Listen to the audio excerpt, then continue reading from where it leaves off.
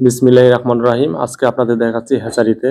তো আমরা হ্যাচারিতে কিভাবে ফার্ম থেকে ডিম আনে তারপর আমরা বাচ্চা ফুটাতে দিই। এখন বর্তমান দিচ্ছি শাটারে।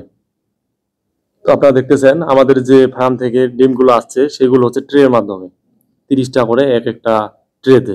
তো এখন আপনারা দেখতেছেন এখানে প্রায় 150 থেকে 180টা এই খোপগুলো যেগুলো আছে। তো অতগুলো ডিমের এখানে জায়গা আছে, প্রতিটা খোপে দেখতেছেন। আর এইভাবে দিয়ে তারপর আপনার স্যাটারে দিবে 17 দিন। তারপর আপনার আসবে হ্যাচারে, শাটার থেকে বাইর করে আপনারা এইভাবে ক্যানেলিং চেক করবে, চেক করে তারপর আসবে আপনার হ্যাচারে। তো কোনটাতে ব্রণ আছে ওখানে কিন্তু দেখা যায়, লাইট দিয়ে চেক করতেছে। তো আপনারা অবশ্যই ফলো দিয়ে রাখবেন পেজটাতে, এবং যারা ইউটিউব থেকে দেখবেন অবশ্যই আপনারা সাবস্ক্রাইব করে রাখবেন, নোটিফিকেশন অল করে রাখবেন, পরবর্তী ভিডিও পাবেন।